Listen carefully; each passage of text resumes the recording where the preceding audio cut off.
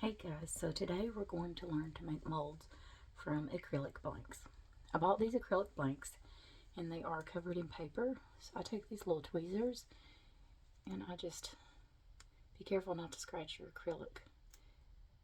Get it to where I can peel up because it's just stuck on there. The paper is, it's like a sticker.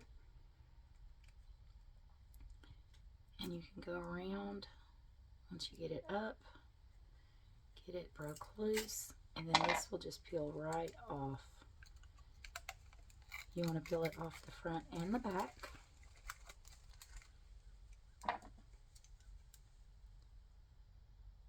I've already picked out which ones I want to make today. Sometimes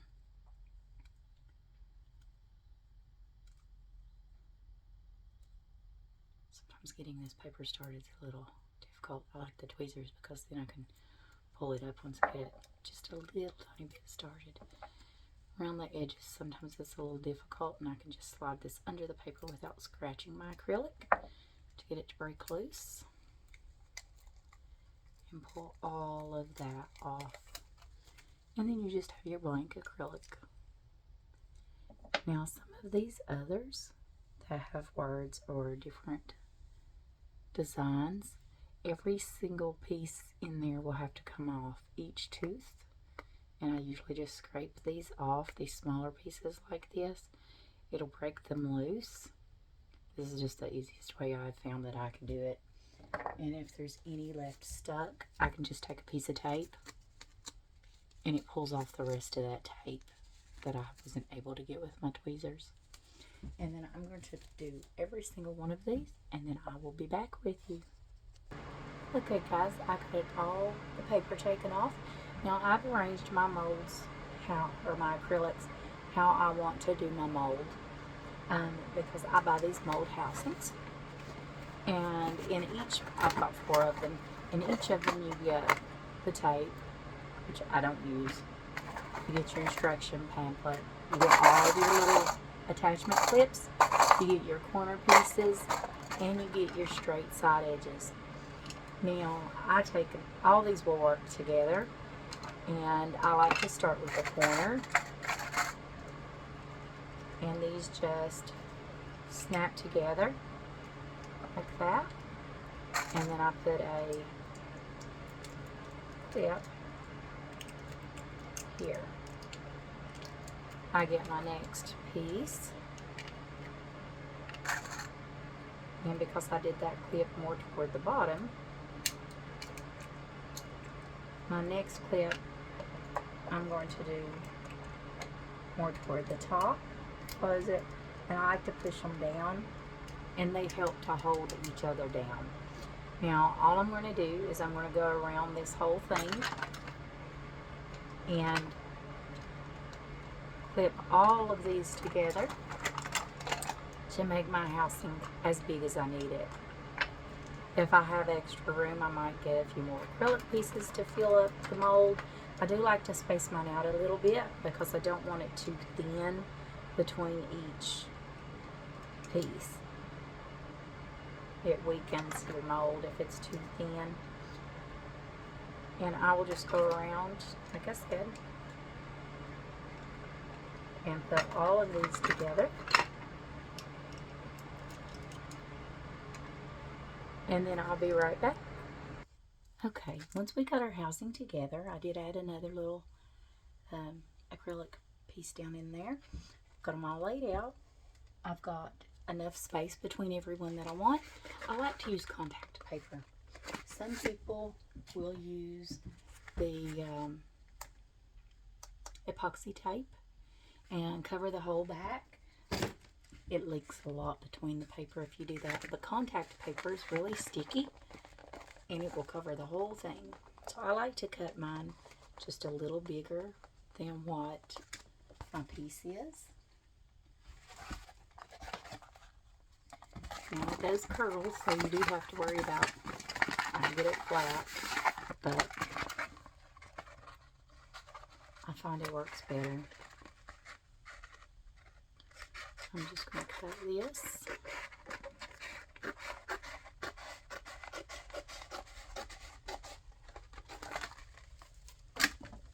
And then you just peel off the backing. If I can get it. There it goes. Like I said, it's going to curl in on itself.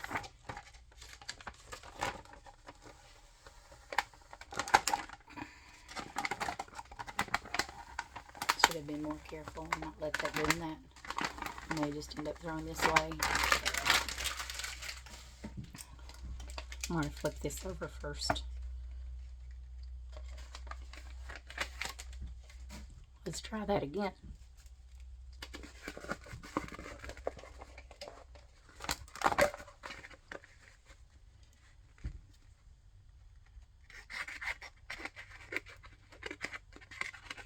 I think I'll add it as I'm pulling the backing off. It's a little easier. And do it slowly. Get up here to the top where I can get these to pull apart. Okay. Now.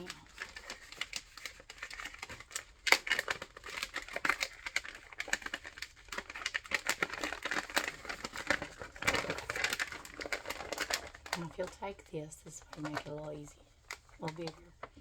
You can take and that will stick right to that. And then it's easier just to pull and keep it straight.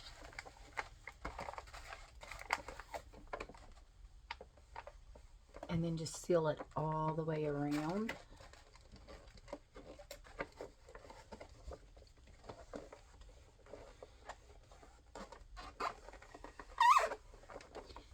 This will keep your silicone from leaking through the bottom. Now, oops, dropped that, didn't I? Now I'm just going to move these over so I know how I want them. And we will start adding them in here.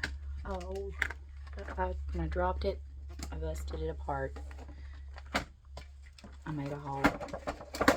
So what we are going to do is I'm going to fix that with resin tape.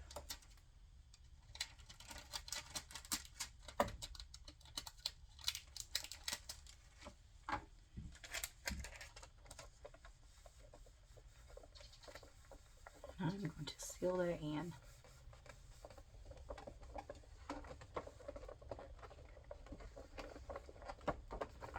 Probably not a good idea to be doing this when you're sick. Okay, that will seal that. And then I'm just going to take each of my pieces, making sure that there's plenty of space between. And I'm going to press them down. Exactly how I still got a piece of paper on that one. Here we go.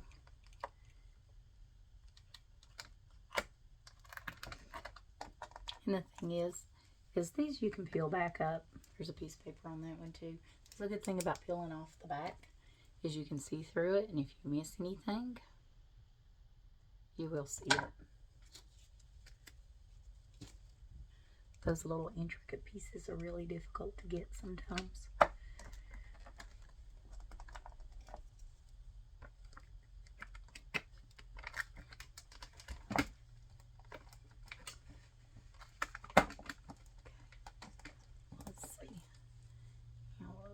This little funny face.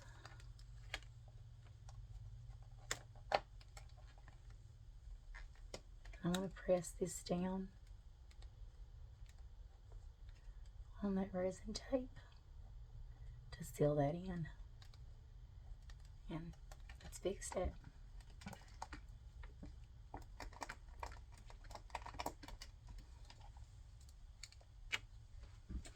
And another piece of paper. Okay.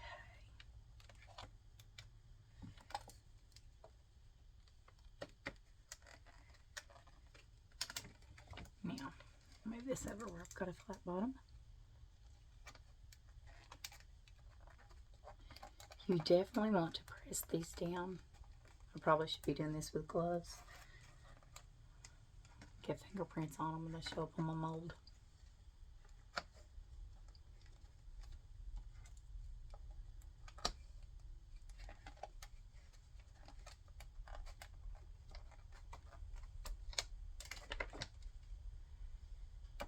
Now that seems like this paper needs to pull it out just a little on this end. So I'm just going to take it back loose.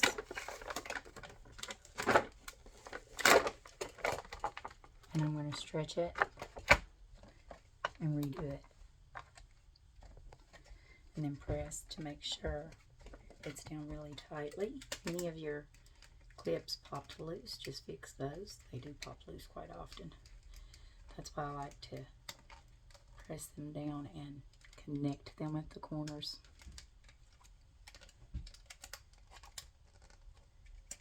Because the one will hold the other down.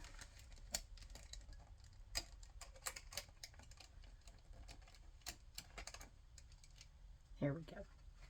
Okay. Now, that is all set.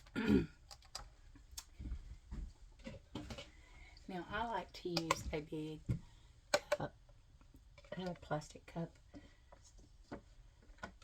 And then we're going to mix up our silicone. We do equal parts.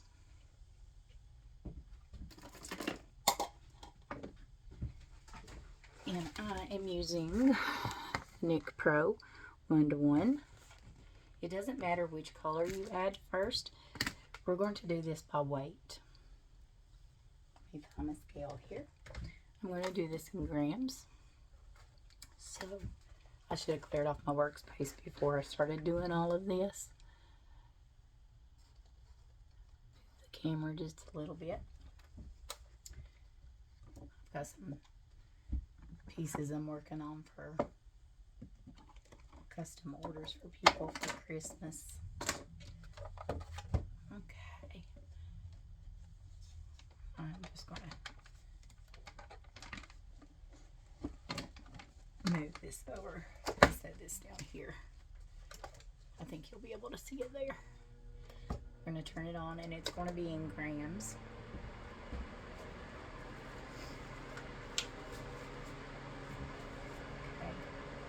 It's in grams, so put your cup on there, turn it on.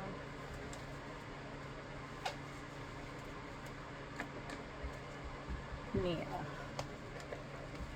I'm probably going to do about 150 grams of each one. I like to do my white first because then I can see when the green goes in and when it goes to mixing pretty well. Okay, move out of your way so you can see. Okay, went a little over. 164 grams. Part B. 165. Turn it off. Turn it back on. It's your part A. 165 grams of this one as well. And I may need more than that to do this.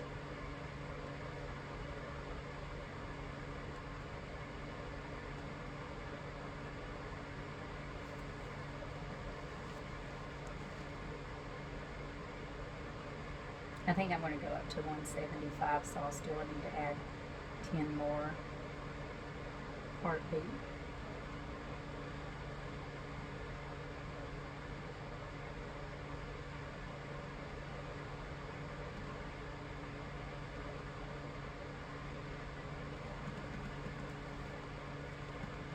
Okay. Let's add 10 more part B.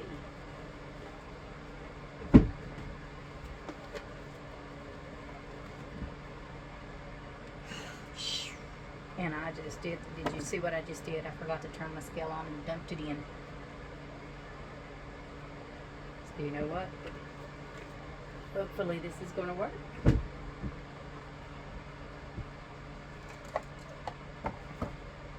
Alright. I've just got a little silicone stick, and I know silicone sticks to silicone, but this won't be set up. You mix this for 3 to 4 minutes. This will not be set up enough to stick to the silicone. I can clean my silicone stick off before it sets up.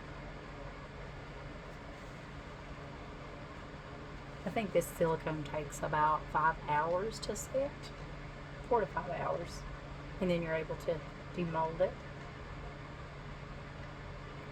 I like the color. Now, if you do the white silicone, you can add things to color it. I think I've added, last time I added some pigment dye and colored my silicone to light blue color. I like to buy this Nick Pro silicone because of it comes with a housing if you get the 170 ounce bottles. Like I said, I'm just going to mix this really well. The thing about silicone is the bubbles kind of remove themselves. If they don't, you can take a little heat gun to it and they'll pop. Don't use alcohol.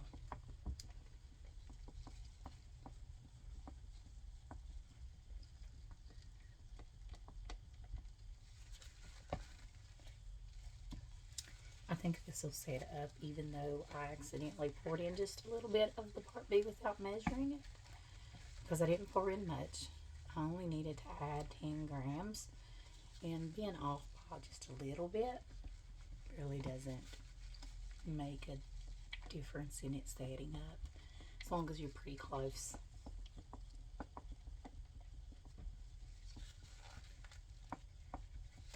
I like to scrape the bottom, scrape the sides. And you can tell when this is mixed.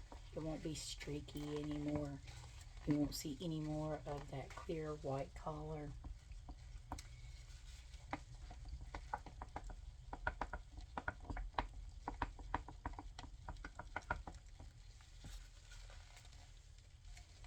And I like to use these plastic cups because once the silicone sets, I just use the same cup over and over.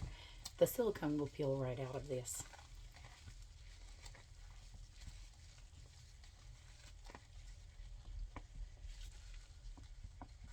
And this is a 25 CP, so it's a it's a little more sturdy of a silicone.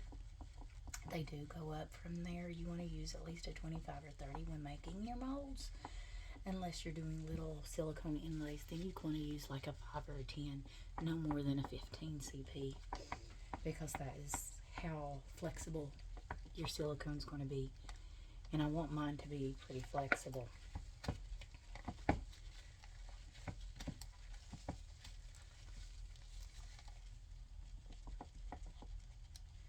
And that's mixed good.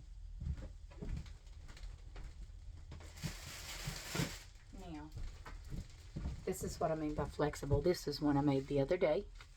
I like to make mine pretty thick. And you can see it's really sturdy, but it still does have some bend to it. Okay, now, when you're pouring silicone, you want to pour from up high, and you want to pour it really slow. Now, I like to move mine over each piece because I want to make sure I get down in all those little holes. And the thing is, this is pretty thin. That car is still going to be unlevel because that, well, first of all, I guess I need to pull it over, don't I? Get it completely on my table.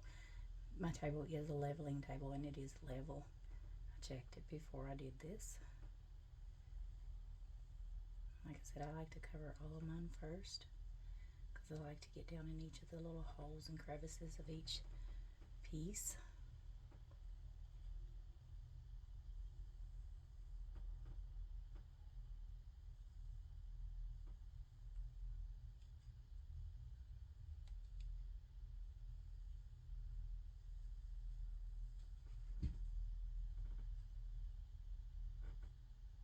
Especially where there's so many words and things. I want them to show up really well.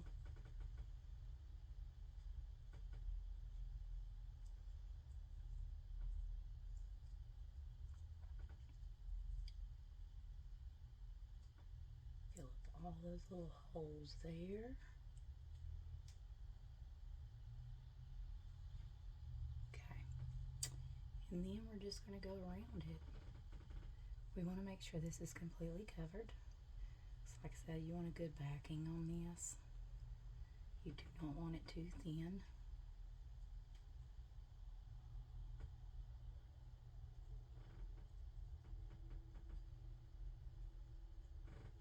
I think that was just enough for that.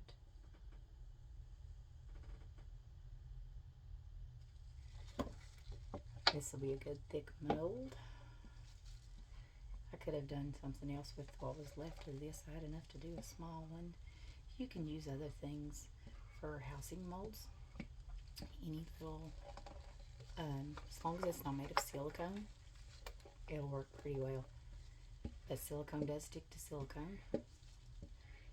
So if it dries on silicone, it will be stuck.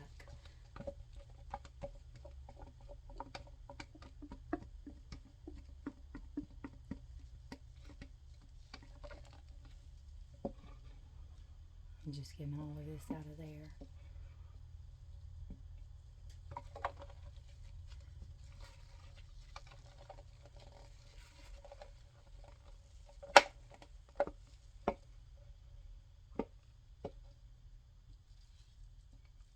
Okay, now the cup I'm not going to clean.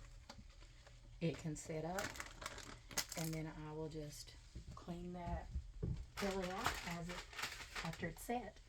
But now my silicone sticks, I do like to take a baby wipe and get the silicone off, because they will end up keeping the silicone on there if you don't.